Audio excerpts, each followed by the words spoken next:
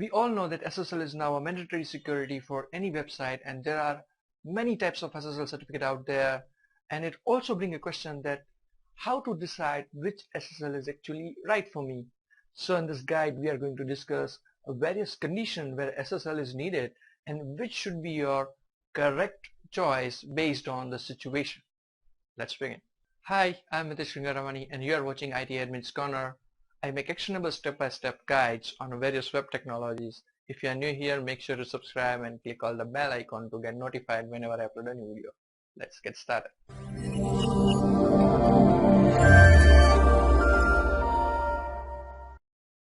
It is just a two-step decision-making process. What you need to do is you need to decide what is the purpose of your website.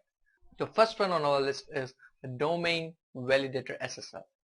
If you are running any entertainment website, blog, or any personal website where you are not processing any kind of a personal data of your visitor, then Domain Validator is enough for you.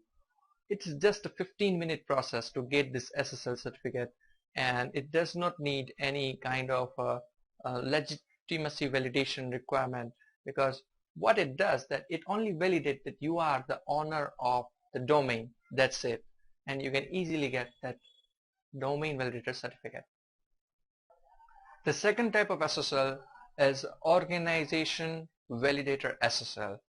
If you are running a shopping cart or processing a credit card information on your website, then a visitor expects some kind of assurance that they are sharing this information on a valid or a legit organization. These kind of SSL display basic information about your organization publicly, like your organization name, your organization city, or your organization country. The approval process takes around 2 to 3 days as the certificate issuer validates the existence of your organization on various government databases. The third SSL on our list is the Extended Validation SSL. If you are a government entity or a financial institute, Extended Validator SSL is the right choice for you. And these SSLs are very easy to identify, as you see a green address bar before your domain name. The approval process takes around 8 to 10 days as the issuer validates a very detailed analysis on the existence of your business. The fourth type of SSL is self-sign. What do I mean with the self-sign? Here you do not need to go to any SSL certificate issuer to issue a certificate to you, because you are not going to use it on a public network.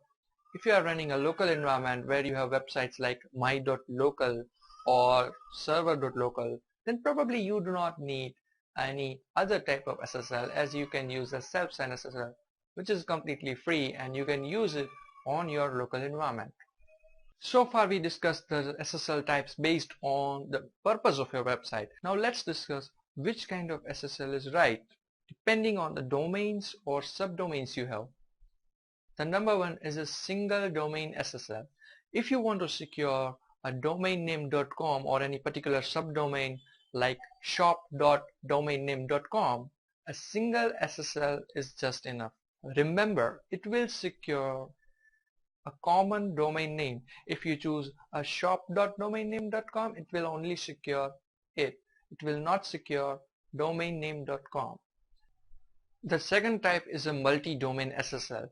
If you have websites like example.com, example.net, or example.org, probably you are not required to perform a SSL process for each of the domain. What you need to do is just to get a multi-domain SSL for it, and it will validate a single organization detail against all the common domain names you have.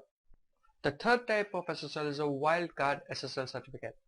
Wildcard SSL is a very good choice when you have a multiple subdomains like checkout.domainname.com or login.domainname.com. The single SSL is enough to secure more than 50 to 100 of subdomains. Let's quickly sum up this video what we've seen so far. Firstly, decide the purpose of your website.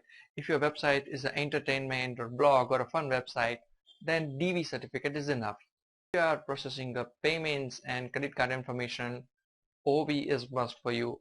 And if you are a government entity or financial institute, EV will do the job for it. And if you are running a local environment where you want to secure just internal communication, self-signed certificate is enough. Also, we discuss about a very situation where you have a single domain, or you have multi-domain, or you have a subdomains. Then which kind of SSL should be your choice? I hope this guide was helpful to you. If you have any SSL specific requirement which I didn't cover in this video, please put your queries in the comment section below and I will try my best to get a suitable SSL for it. That's all for now. Save trees and keep your city clean. Thank you very much.